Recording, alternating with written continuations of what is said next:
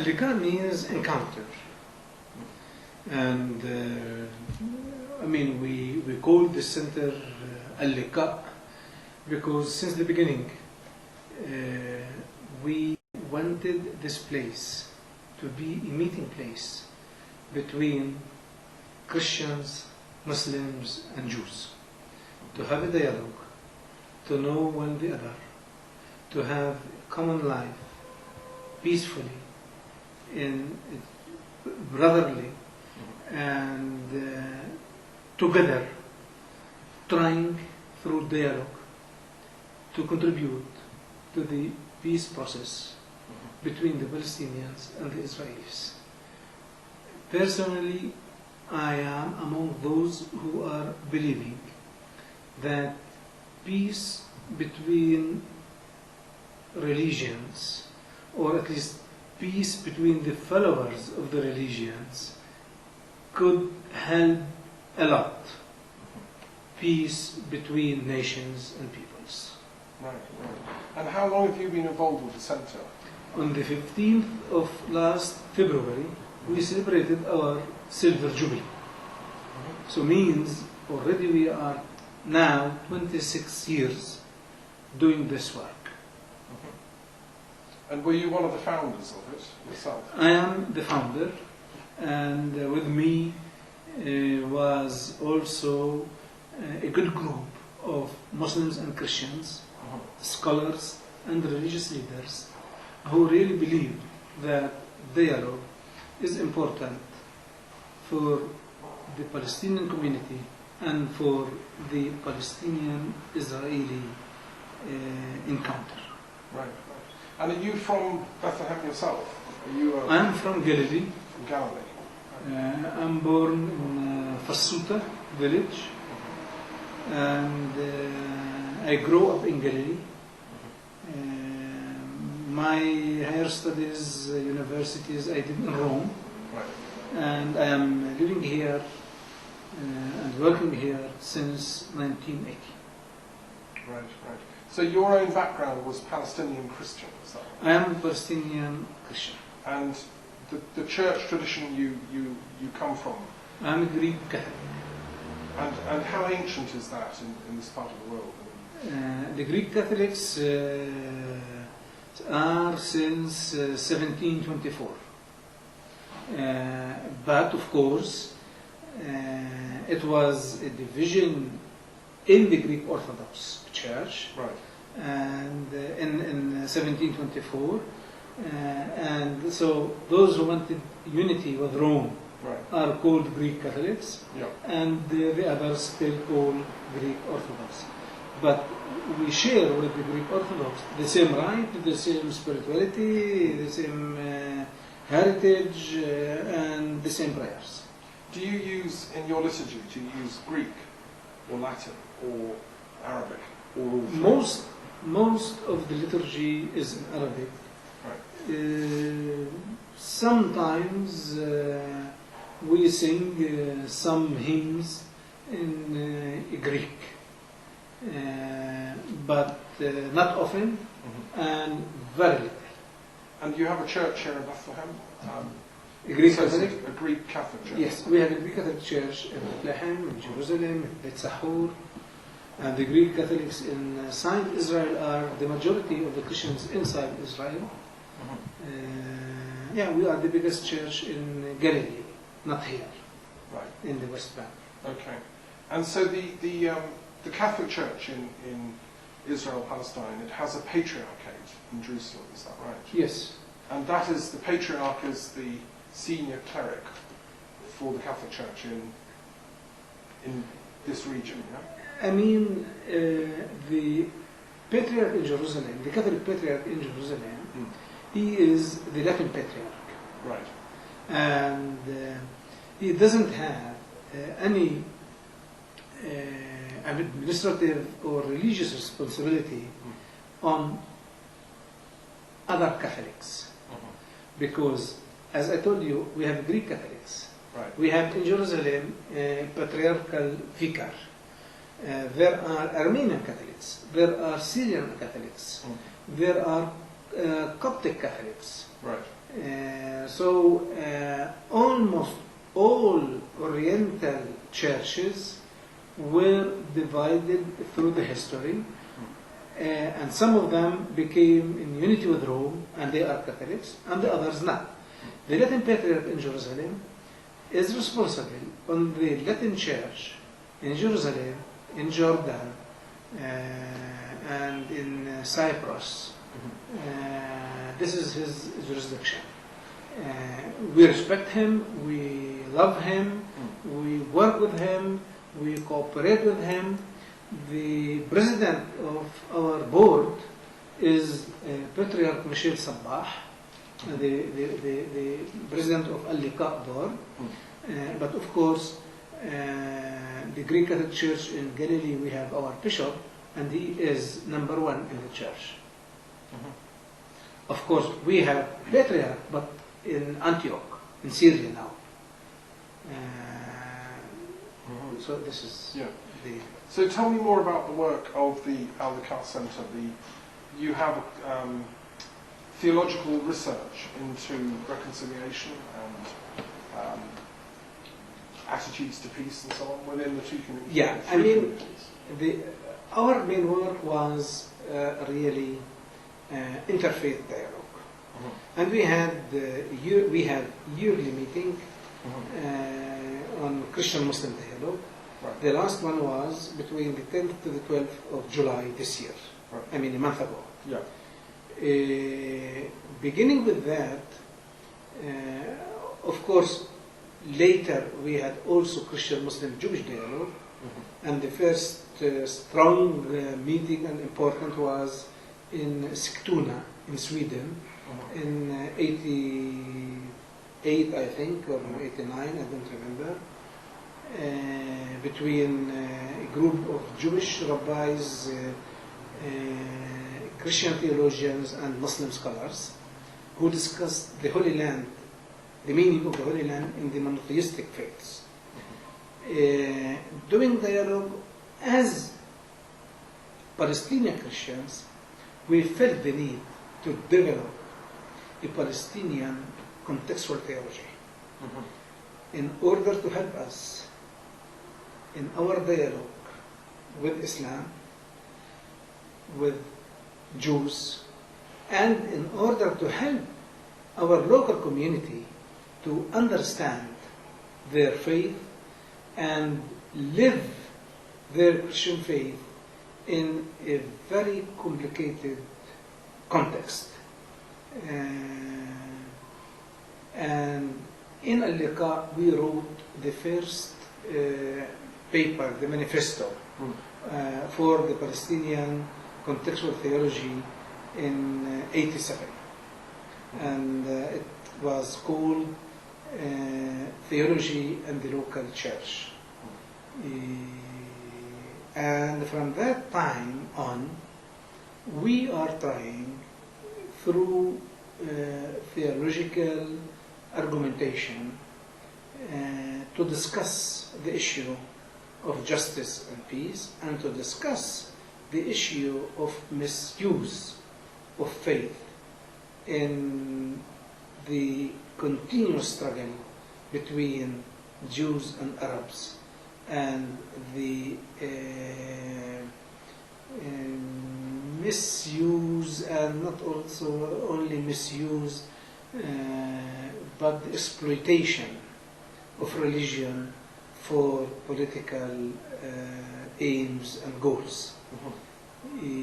So this theology is really in continuous development, and now in these days there is a group of local Christians from all different churches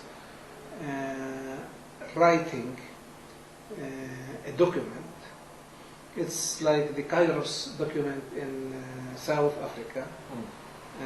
We are writing it, and we are going to discuss it in a conference in Switzerland, I think on the 14th of September, next month. Right. And we hope that this document will be also a basic document for a Palestinian contextual theology, and a document which gives much hope for a life together peacefully in the Holy Land and in all our region. Mm-hmm. So the political context this takes place in, as you said, the conflict between Israel, Palestine, the respective rights of each community. How does your theological work help advance truth and reconciliation between the two communities, would you say? Well, we need a frank dialogue between us and the Jews. How to read the Bible and what does it mean for both of us. Land, the promised land. Have you actually been going into detail on that? Of course. With Jewish scholars and with so on? Jewish scholars, we are doing this in a very open way. Right. Some of them, they listen. Others don't want to listen. But we are always for such a not easy dialogue, but we are always for this dialogue because I believe that dialogue is not hypocrisy. It should not be hypocritical. It has to be founded on truth. On truth. Yeah. And should be really fair, and should be open, and should be courageous. And courage doesn't mean to be foolish. Sure. It should be objective. One can be diplomatic Yes. and tactful. And still tell the to truth. read the text in a very critical way, but also in a frank way, not to misuse it. And the important thing is manipulation of the Bible is a problem. So we should not really theologize the whole conflict, and we should not politicize our theology. Theology is not an easy task, is a very difficult thing. It's something about God, and we are not allowed really to use God in ways which gives satisfaction to ourselves, and we should not really look for a God or create a God on our image to fulfill our egoism, but we should really always remember that we are created, all of us, on His image, and this is His word, in which we do believe, Christians and Jews. And this word should be read without faith, without love. We cannot read the Bible, and we cannot understand it. We can't live it, and we need to be modest, to love the other, and even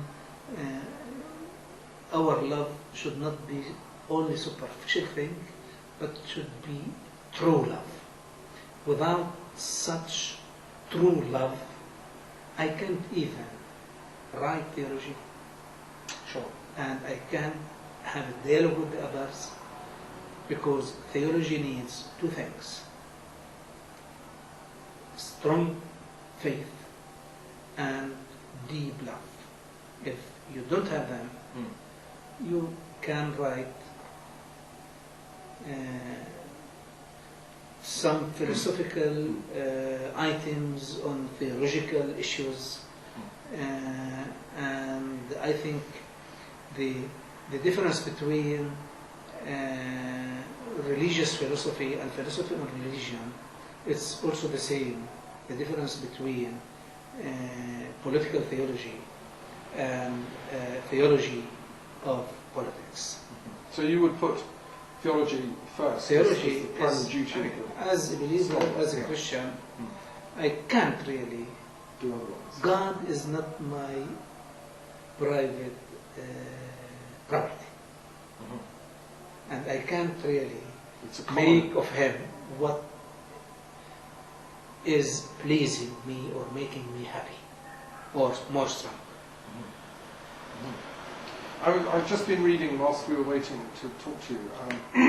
In your wonderful library, I was looking at a few things. I found a book by Donald Nicol, The Beatitude of Truth. I met him briefly when I was World Conference on Religion and Peace Secretary. He used to work here at the Tantor Institute. And he talks about, he quotes Aquinas as truth through the Holy Spirit only comes to the intellectual who seeks courageously to expand their knowledge in the highest service, not as a trivial thing, but as a deep search, striving for truth. My work here is hoping to launch a Truth and Reconciliation Commission, which is a bigger picture project for the Middle East is the intention. I'm wondering how the theology of truth has come up in the work of your centre. Do you start from the premise that Judaism, Islam and Christianity have their own separate truths, which are fixed, inviolable, or all we can do is share across the trenches? Or is there some greater truth, some common truth that we can reach or strive towards? How do you see a theology of truth in this dialogue process? Well, look, you started with Donald Nicol. He was from England, and he was a good friend of mine. Yeah. And we worked together for 3 years. I was at Tantur. Okay. And I was the international vice president of Tantur. Truth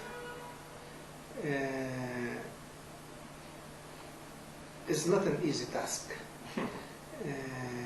And when you are searching or looking for the truth, means you are looking really to know better and deeply God.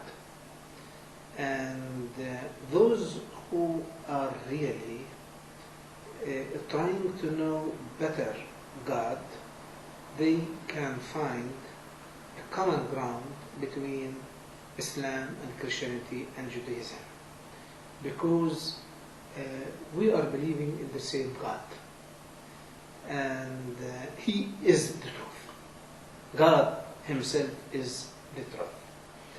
And to know better the truth, you have to know better the Almighty God. And to know God is something which we were, all of us, invited to do it. Because Jesus asked us to be perfect as He and the Father were perfect. And our perfection can't be really without deep knowledge in our Christian faith and in this Almighty God who created all of us, Jews, Muslims, and Christians. This God, from one side, is difficult to know Him, and on the other side is so simple to be with Him. To know Him in a theoretical way, I think this was not the way of Thomas Aquinas. Thomas Aquinas, when he tried in his to prove the existence of God, he used in those 5 ways faith from one. I mean, the faith guided his reason for it, and without the faith, he wasn't, because this was the basic of his philosophical argumentation. For me, the truth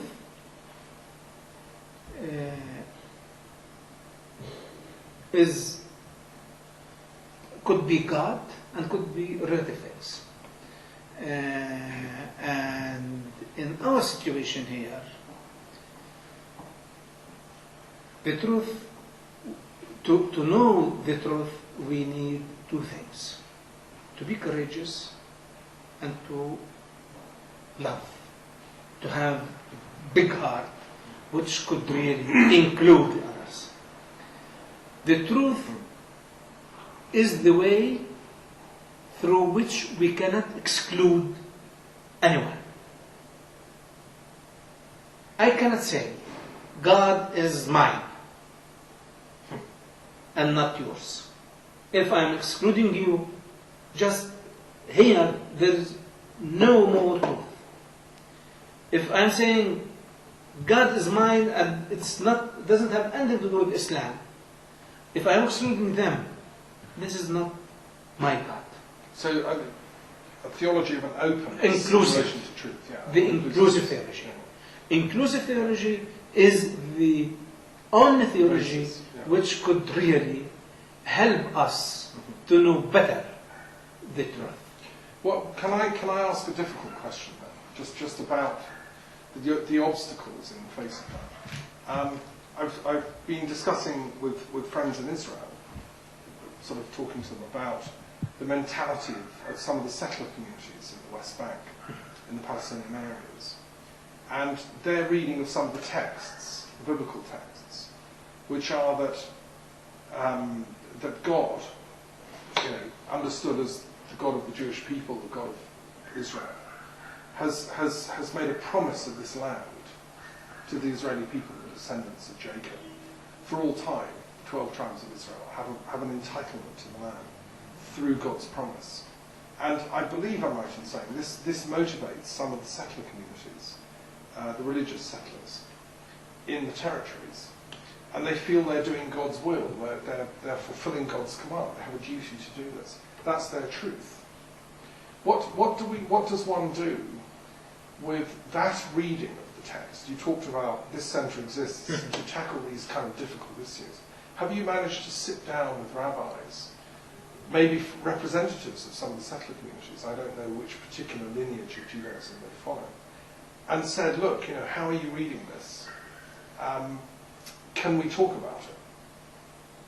Yes, I think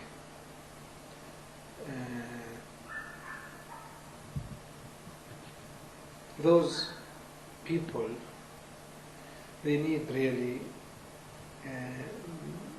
our love, and we have to love them more than the others.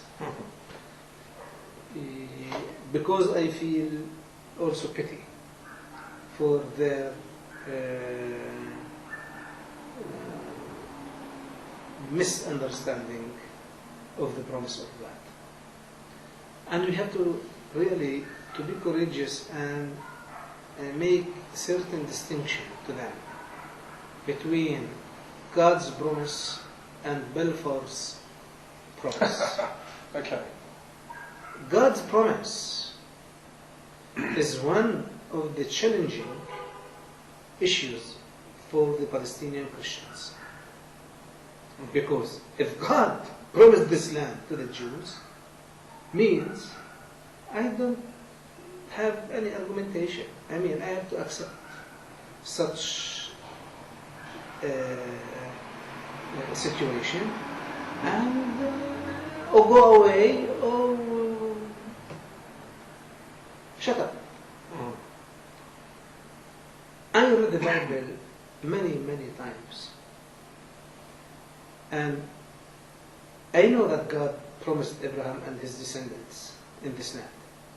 But that promise was really conditioned. God didn't say to them, this land for you and for your descendants. And finished. or he ended there.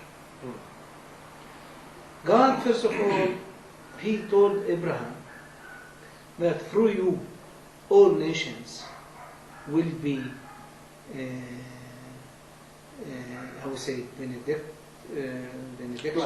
blessed. All nations through you will be blessed. Secondly, he told them, I will be your God if you will do this and this and this. He put the conditions. And the prophetical voice in the Old Testament is so clear. When they blamed the kings and the people, you are not doing what God's asked you to do.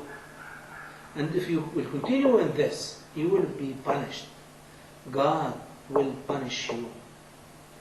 And many of the rabbis said that the exile was because of the disobedience of the people to the commandments of God. God asked them, live there, but live, do justice, live in peace, have a good relationship with the people there. Don't oppress them. Give them their rights. God didn't say to Abraham, look, this land is yours and your descendants, and for you and for your descendants. Go, destroy, kill, take, and that's it. Abraham, it's very clear, when Sarah died, Abraham, he didn't say to his followers, to the family, that this land is mine because God gave it to me. He looked hardly for a piece of land to bury Sarah.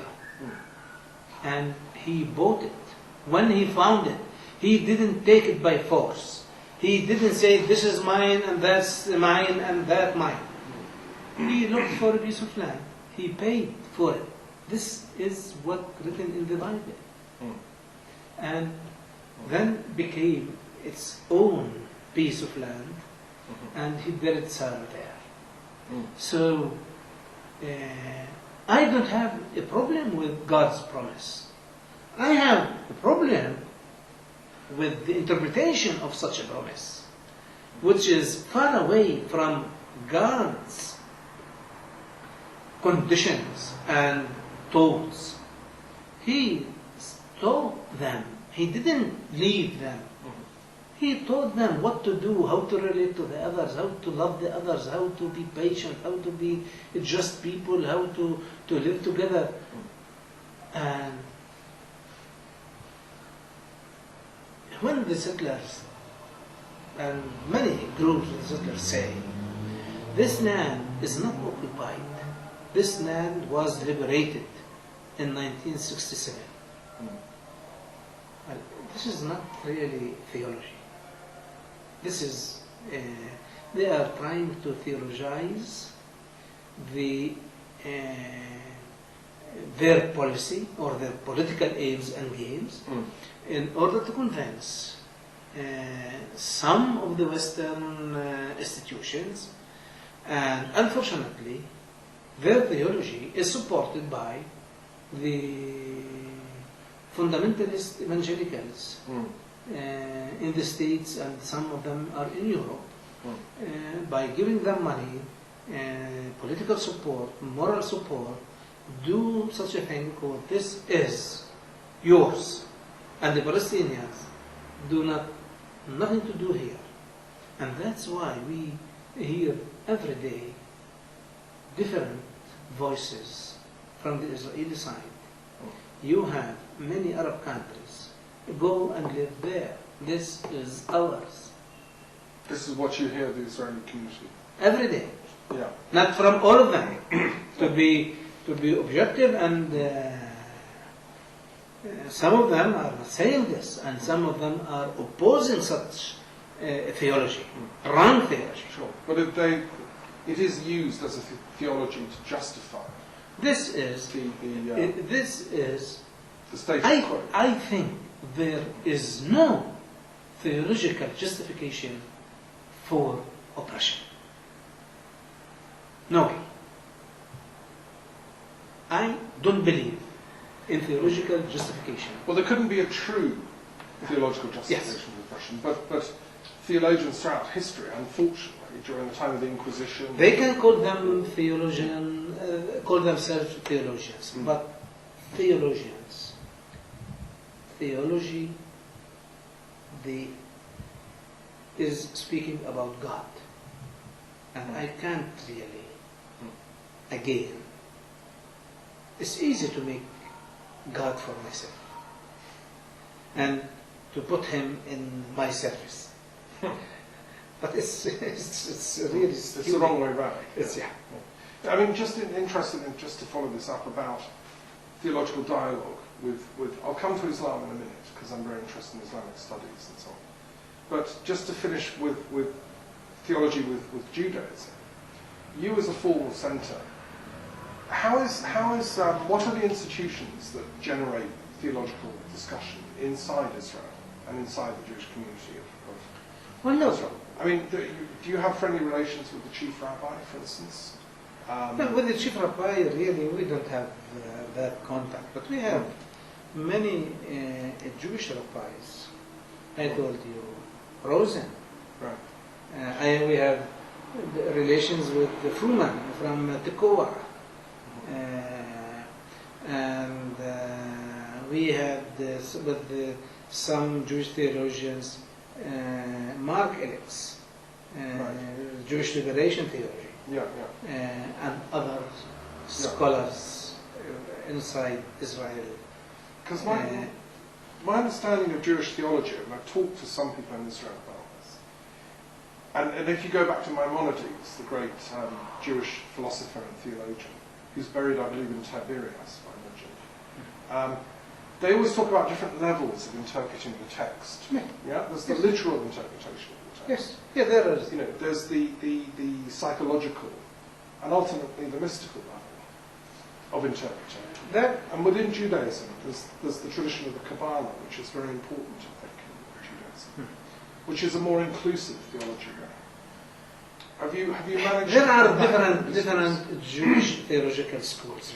Really, you don't have Jewish theology. No. You have Jewish theologies. Yeah. And even the Orthodox Jews, they have different schools. Yeah. In the Reformed Jews, there are also not different schools, but probably different points of view. And the Haredim and others, the problem is, are you reading the Bible with political agenda, or you are reading the Bible with human agenda? And with the human, you can see the whole relation between you and God, and you and the humans with whom you are living. If I am reading it with political agenda, I see it only in a very exclusive way. I can read it in a way which could help my ideology. And then when theology become ideology, it's not more theology. It's not more. God is not more there. Man is there. Man is important. But what is important more than man as believers is our God. Because He is our guidance. So when people are trying to transform theology into ideology, they are losing the most important thing, the spirit of such a theology. Sure. The substance of it. Yeah. The usia is not there. And people are doing mistakes. Personally, in '89 I wrote a book. Some theological reflections today after 20 years. I am not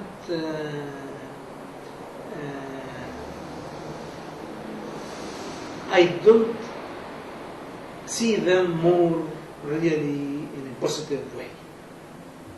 I changed. You've changed your views. I changed views. Right. And I think that at that time I was not really only trying to write theology, but the whole psychological context of the first intifada influenced me. And if you are influenced by something, your theology should be here and there. Influenced. This was in 88, 89, the first intifada. Yes. Now, I don't believe, even as a Palestinian Christian who lives under occupation, that my theology should be against the Israelis, against the Jews, and only pro-Palestinian people. This is not theology. This is not theology. It's ideology. Yes, Yeah. it's ideology. Right. Theology, if I am writing theology, I should see the Jew, the Muslim, and myself as a Palestinian in the same eyes as all of us were created together on His image. Not how I can win Him, or I can really write more negative things about Him, or hit Him, or or harm Him. God is not Taking sides. taking sides, and God is not really encouraging us to oppress or to make bad things to the others. So it's a theology of peace you're talking about. Theology And of a peace. theology of non-violence. And theology of peace only could be done when you have strong faith and when you have real Christian love. If I don't have it, it's useless. Means you are losing your time, even if you are writing nice texts, beautiful books, but if they are empty of God's Spirit, that's not theology. Sure. To move on, can I just ask you about your contact with the Islamic community, the Islamic theological tradition? Have you had, because I mean obviously Islam believes in Muhammad, a new revelation, a new covenant almost, dispensation. And yet within Islam there's a long history of philosophers and theologians and so on. Have you had dialogue with them on these matters of peace and so on? And how do you feel that Islamic theology in this part of the world is progressing? Well, I published many articles for Muslims on Islam and peace.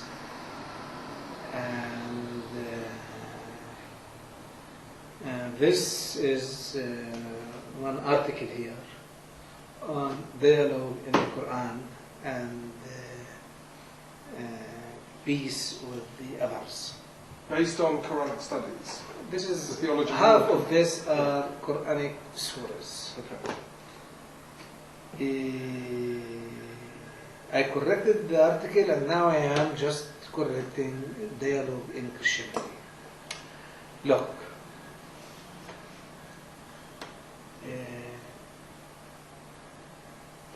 even with Islam or with Muslims, dialogue. First of all, let me say this. I believe in contextual dialogue. So my Christian-Muslim dialogue here could be a little bit different from the Christian-Muslim dialogue in Indonesia. Right. Because the context is different.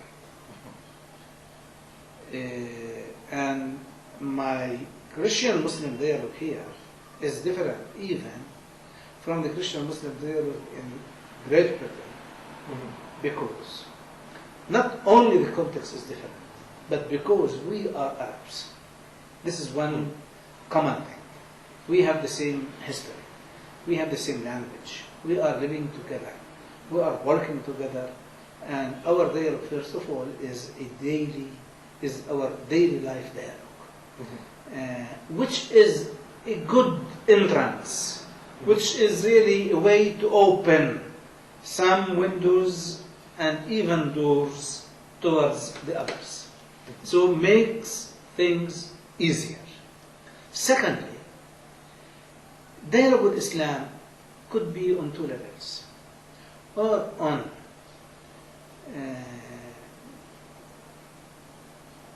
things which are facing you in your daily life, human rights in Islam and in Christianity, or on theological items, Trinity and unity, the death of Christ or not, he died or not, he risen or not, and so on.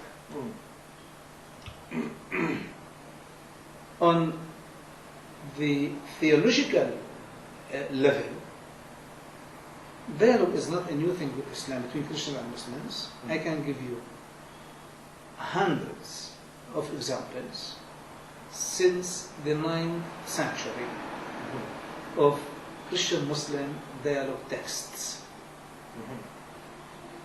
And all of those dialogue were on theological issues.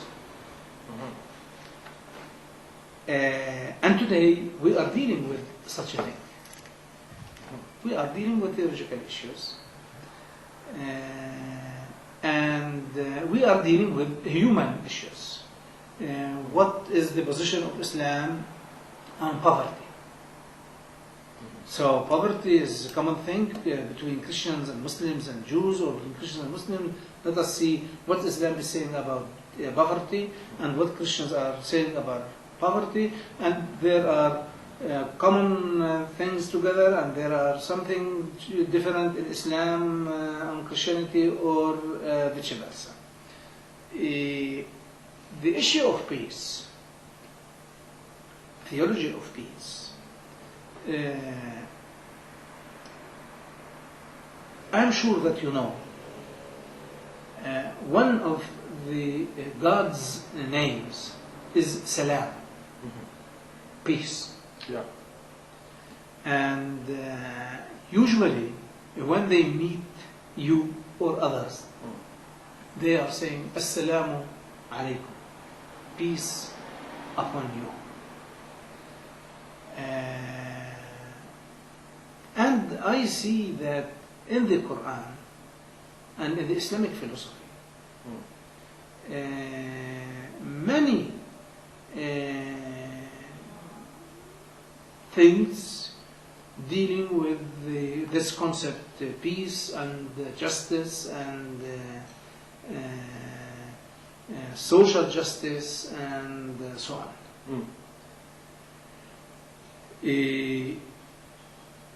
But in Islam, there are also some groups who are misusing the Quran, who are misusing the tradition, and they are politicizing 100% their faith, their Islam, and coming out with theories which are different from the Quranic texts. They are killing in the name of Allah, of God. They are oppressing in the name of God. They are hating in the name of God. They are declaring wars in the name of God. I never read one surah in the Quran which invites, just only in a very simple way, invites people to go and kill or to declare war and so on. And there is a surah in the Quran which says, من قتل نفس بغير نفس كأنه قتل الناس جميعا. Who killing a person, who is killing a soul without be killed, the same as if he killed all humanity. Means that you can't do it. It's not, this soul is not your property. You can't really kill it. You can't kill X or Y or Z. You can do that only if it is in holy war and there are conditions to the jihad in Islam. And I am not going now to theologize the Islamic ideas because it's not my field now. I know about it, but I'm not going to discuss it. But with them, we are discussing this issue, the theology of peace. And what I read, what I hear, what I see, that it's a courageous thing if it comes from a Muslim who is basing his theory on Islam without politicizing it or be influenced by political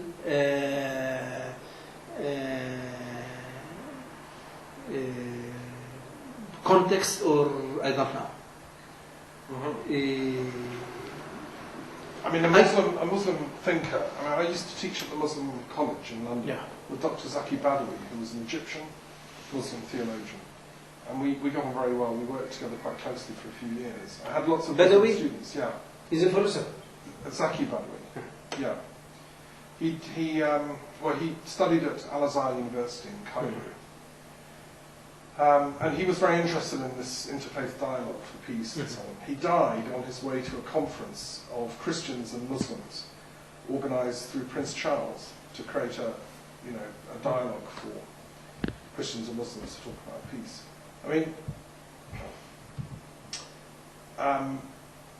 I'm hearing some attention in my mind as I'm listening to you. On the one hand, you say that the theology you do has to be contextual. It has to be unique to the needs of the community, the area, the context in which the community is situated. But at the same time, you're saying, but it mustn't be political. We mustn't allow theology to become politicized. How do you walk that fine balance? I'm asking you all just inquisitiveness. I am a Palestinian. Yeah. I am living in such a context. This context, I am hearing a Jew. This land is mine. God gave it to me. I am a Christian. I believe in the Old Testament. I have to give an answer. And the contextual theology is here to give an answer to the Jew, to myself, and to my Christian fellow who is living here in order to help him living his faith now and here. And this theology, contextual theology, is not different from the universal theology. Right. It's not a new thing. Jesus himself was a contextualized theologian because his theology was done in a specific context. If you read the New Testament, you find Jesus speaking to his people, to the context, the examples from the context. He taught about the context in which he lives. My theology, or the Palestinian contextual theology, is a theology which should deal really with the problems of my community. We have the occupation as a problem, and we have to see is there a theological legitimacy for such an occupation, Israeli oppression, or theology should help me to find the way how to make peace with this occupier, with this oppressor, with this who is taking my home and my land, and with this who is killing my son and my brother and my sister. And this theology should not be really one-sided. Again, if I am really, if the aim of it is to help myself and my community, and it is also a way to help the others to understand and to reread, to rethink about their theological reflections. It's co-liberation. Yes, because when I am challenging a Jew, well, how do you say settler? You say it's God gave it to you. Well, it's written in the Bible. Let me read it. Maybe he will open Genesis 12 and tell me, well, look, I will open another verse and I will look what God told you here. And so theology should not be really based on one verse or on one part or on one word and forget the other things which God told us. It should be comprehensive, inclusive, and should be objective, and should be truth. If you miss the truth in your theology, you are missing everything. You are missing everything, and you are misleading your people. You are misleading your church, and you are misleading the community. And maybe people will believe you once or twice, but then they will say, well, what are we doing? Why we are hearing such a thing, here or there? The famous phrase in the Gospels about truth will set you free has a liberational slant. I mean theology, the phrase one often hears is the notion of liberation theology. How do you see the distinction between contextual theology and liberation theology? Is there a different lineage, or are they connected projects? Well, depends what people means by liberation theology. Because this terminology, liberation theology, started in Latin America with a different context and with different goals and aims. Liberation theology should be defined before we would discuss if it is okay or not for our context. I can speak about or defend my theory why we need contextual theology. Because the context is changeable, it's not static. Today we are under occupation, maybe tomorrow we will have our state. So today we have a context, tomorrow we have a different context. After tomorrow maybe we will have a different context too. And so contextual theology should follow really, should try to understand and to live the context in which we are finding ourselves. But liberation theology today, liberation from what? From occupation, liberation from poverty, liberation from anything. If you have it, then what are you going to do with your theology? So liberation theology, I think, they have a goal, and if this goal is achieved, then you have to look for another goal to theologize it, or to try to help yourself and your community on it. While the context is more wide, more inclusive, comprehensive, and if it is changeable, means your theology is still in life. It's growing, it's developing. You have to think. You have to give answers. You have to find your ways in such new context, how you can. Contextualization is not different from incarnation. It's more incarnational theology. Mm-hmm. I have to incarnate my faith in the context in which I am finding myself. Mm-hmm. But the purpose of the incarnation surely was Liberation. liberational. So Liberation. It's both, isn't it? Now, the contextualization is the real liberation. From what? From all things which making my life difficult. Or not happy. I mean, to put it philosophically, I don't know, we may not use the same terminology, but within a Hegelian language, if you'll forgive me for a minute, as a philosopher, I'd say that the petty restrictions on a people in movement, in terms of documentation, in terms of freedom of work and so on, are oppressing their universal identity as human beings, as children made in the image of God, equal to anyone else on the planet, equal in terms of rights and status. If one people is constantly being told your identity is questionable, you're not allowed to do X, Y, Z, it's an insult, surely, to one's authentic humanity, which at heart has a divine spark. I mean, surely that's the point of all these theologies, be it Jewish, Christian, or Muslim, is there's a divine spark in us all, which is of the universal. And if I come along with my clipboard and my identity checking device and challenge your right to be a universal human being, surely that's the metaphysical component of oppression.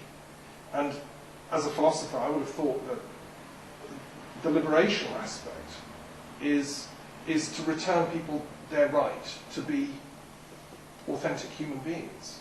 You know. Yes, I don't. I don't see that my ideas are different. That liberation is really to give people their rights and their identity and what belongs to them. It's the same. I mean, what you said is what I said in a different language or something. Yes, and of course, because any theology, any contextual theology, is a real encounter between you, the context in which you are living, and your God. This context is of human beings. And you are trying in this context to free yourself from oppression, for example. To free yourself from poverty. To free yourself from being occupied. Or deprived from many rights. Now, the real contextual theology is a real encounter with God, and through that encounter, you reach your liberation. Without the encounter with Him, you can't be liberated. No, you can have a kind of horizontal liberation, yes. But it's not. But not the liberation. No, it's not. It's not the actual thing. Yes, this is what I think. And you spoke about identity, which is a good example for us and for our theology even. Identity, it's very Christian notion even. I mean, Jesus himself asked the disciples about his Who identity. do you think I am? Yes. Famous exchanges. Yes, for him was very important to know who is he. But his reply to St. Thomas in the Gospel of Thomas is interesting. Do you know that text? Yeah. Now, for us, identity, through the contextual theology, first you have to know yourself. The first thing, to know yourself. This Socratic Sure. notion. Yeah. And then, Yeah. from knowing myself, and what does it mean to know myself? In order to know the others, in order to be with the others, and without knowing myself deeply, and such a knowledge will overcome mine and goes behind my existence, my essence, to yours, I can't really even doing contextual theology or liberation theology or any peace theology or thinking on justice. Again, prayer is so important for me as a Christian and for us in the Byzantine tradition. Because Saint Basil said that prayer and Lent are the two wings through which the believer can reach the heaven. Because really we need prayer. We need people to pray, because prayers could heal also the Prayer's really bringing that universal situation. energy, isn't it, to bear on a particular problem. Yeah. And prayer's the link between the specific, the context, and the illness, whatever Yes. it is, Yeah. and the universal spirit, the energy. The divine. yeah, of course. And so the person who prays, or the community, is building a bridge which can then allow the healing, which is terribly important. Have you ever engaged in what I could call encounters of prayer between the Jewish, Muslim and Christian community? Do you know if there's anywhere in the West Bank or Islam where Jews, Christians and Muslims are coming together in prayer for peace? Yeah, I know a group in Jerusalem are doing this. Some of my colleagues are there. Now, since it's very difficult to go and come to Jerusalem, I started at the beginning with them, and then I stopped really. Right. But I believe in this prayer groups. Right. I believe really because prayers, even,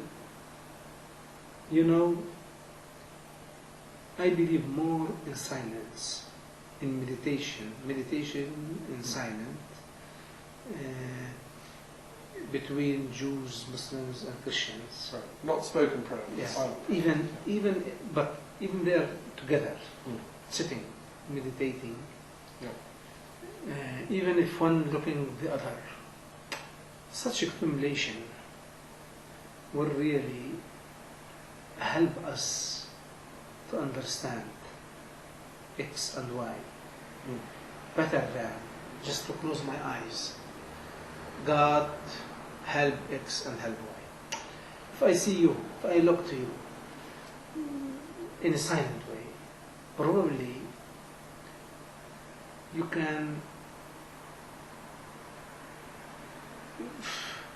can become part of myself. I can feel you more.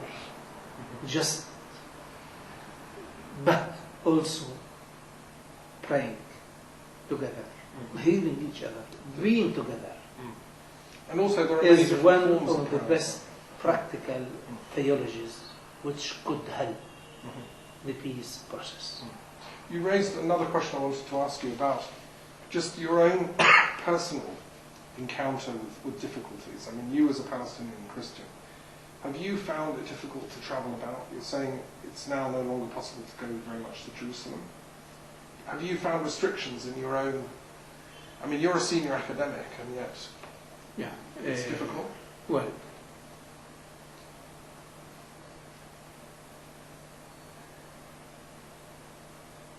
I am a Palestinian Christian, and I am an Israeli citizen, personally. Okay. So, as an Israeli citizen, I shouldn't be here. Okay. Explain. You're not allowed... Yes, I am not allowed. Right. And if I am here, and if I don't know, if I will, somebody will shoot me in my leg, so I don't have insurance, I don't have compensation, I don't have anything. So you get If my car is here and will be burned or stolen, the insurance doesn't cover it. So being here without knowing that you are losing your rights, well, it's something which really doesn't give you quietness. Okay. Secondly, if you are coming here, you are questioned. Where are you going? And why you are going? And to come here, now the center is considered as a program of the church, and the church gave me that I am working for it. And without that permission, I can't be here. So the church... Probably one day they can let me come in easily without any problem. But other 10 times, it wouldn't be easy to come here. I can give you an example. Sometimes I came with my wife. Because my family, my wife, are living in Galilee. But sometimes she's coming here. So I am giving them the permission which I have. And at the checkpoint they say, yes, okay, fine, you go. But your wife can't go with you. Well, my wife, I mean, I can't leave her here on the checkpoint. And to go back, we need 3 hours and a half driving, because my village is just near Lebanon, on the border of Lebanon. So it's really difficult. It's a problem. So on a practical, personal level, these restrictions impact on there your are life. restrictions. And now, me with an Israeli identity card, but a Palestinian Christian who is living here in Bethlehem, he can't arrive to Jerusalem without a permission. Written permission, he should really ask permission from the military government, or I don't know where they have here an office, to ask in order to go to Jerusalem. And I know many of my friends who are scholars are not allowed to go to Jerusalem. Which is the centre of, well, one of the important places of their faith. And I know many of my Jewish friends, rabbis or scholars, who wanted to be here, who wanted to come, who wanted to meet here. They can't meet here and they can't come because they are not allowed. And that's why some of our Jewish Christian meetings or Jewish Christian Muslim meetings we are doing in Galilee and Haifa, or nearby Nahariya and Nes'amim, or Nazareth. In the last 2 years we had there 6 or 7 meetings discussing the issues which I referred to. Reading the Bible, is our different identities influenced our reading the Bible or not? So Jewish is reading the Bible in a different way than me, and we are discussing this. But surely it's the way to peace long term. Yes. Yeah. But the irony is you can't even find a place where you can all meet easily. But inside Israel we meet. I have to tell you, the last meeting with a Jewish group was in Al-Liqa Center, was the 12th, I think, of September 2000. And a week or 10 days later, the Intifada started. The visit of Sharon to the Al-Aqsa. Before, we used to meet here once a month, twice a month, to have a meeting in the center, or to go to Jerusalem and meet at Notre Dame or in other places. Personally, I started with the Jewish dialogue since 1981, with being at the International Christian Jewish Conference.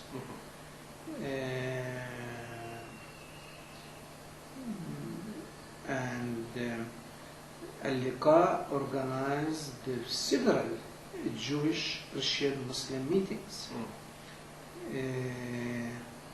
One of our best memories was at Norway, in Oslo, when Rabin and Peres and Arafat were honored by the peace. The Nobel Prize. Nobel Prize. Yeah. We were invited. Al-Liqa was invited. Right. As a Jewish Christian Muslim delegation. We had a seminar in Oslo for 2 days on religion and peace. Right.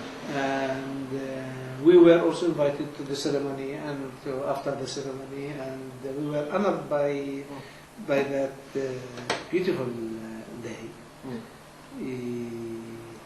And then the World Council of Churches organized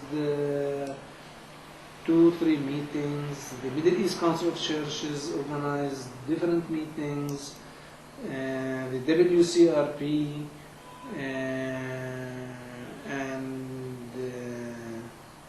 this is also on the international level. That's all very important work, and I hope that it impacts in some way. I'm sure it does on the subtle level. This is our hope. This is our hope. We believe it. We believe in it. Since that second Intifada in 2000, just after that conference, you're saying that it's got more difficult to hold these kind of events. Yes, because communication is difficult. People can't meet really each other.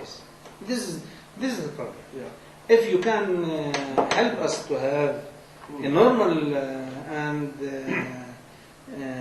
permission to meet, to invite some our Jewish friends here and our Palestinian friends to Jerusalem, I promise you, we will be happy to have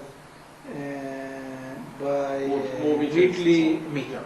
Every 2 weeks we can meet, because I believe in such a meeting, or in such encounter, in such meetings, such discussions, because they create also friendship.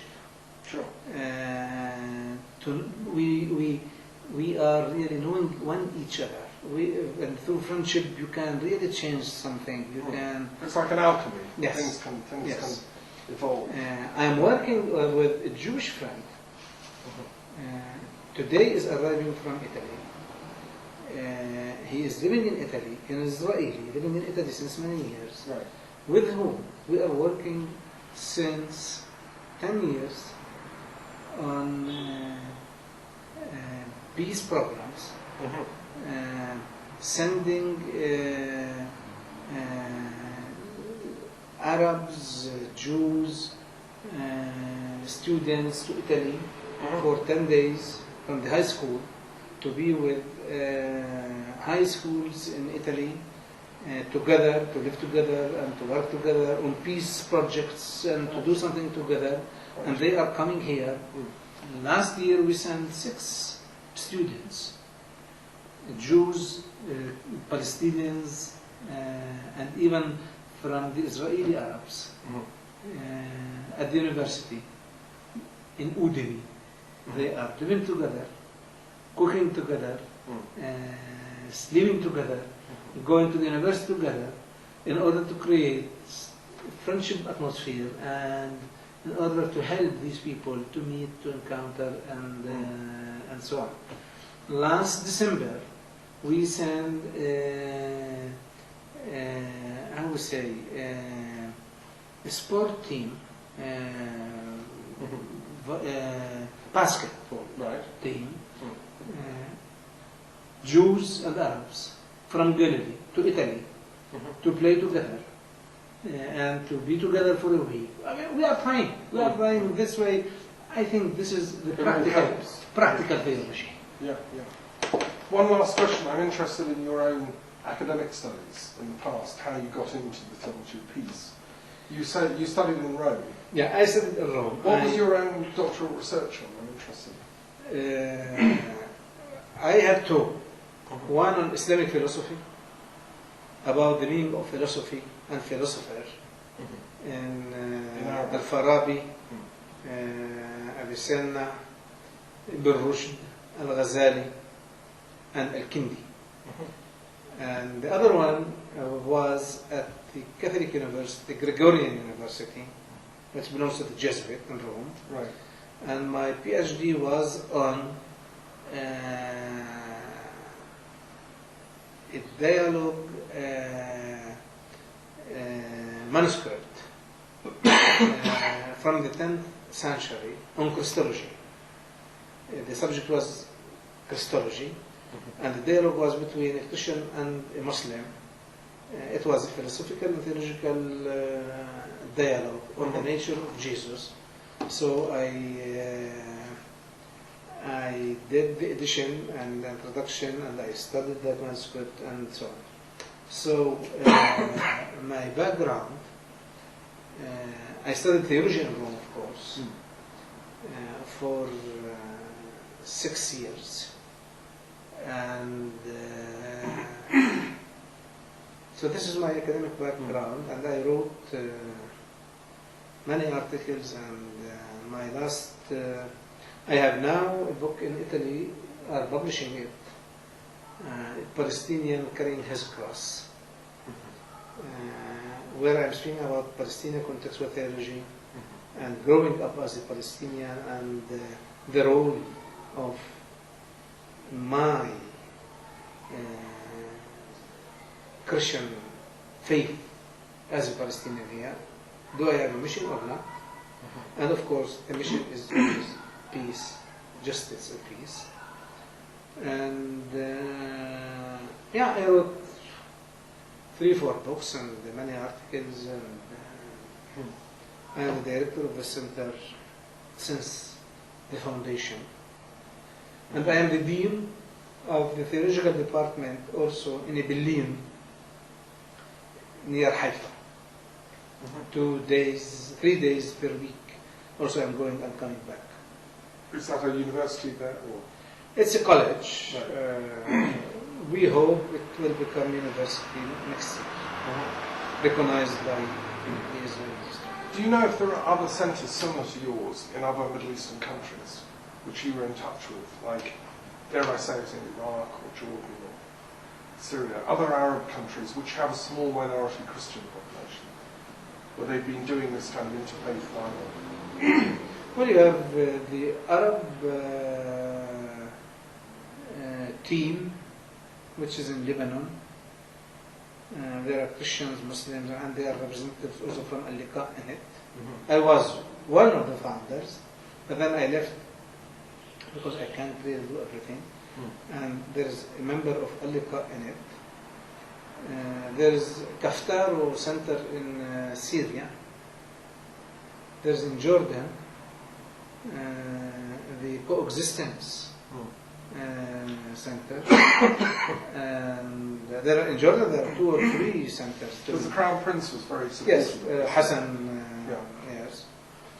And in Egypt there are also something like that. With the evangelical church in Egypt, and the Middle East Council of Churches is also interested in such work, and there are initiatives here, but Al-Liqa was the first, and it's unique because it's since its beginning, or the founders are Christians and Muslims. It's not a Christian, it's not a Muslim, it's an Arab Christian Muslim center.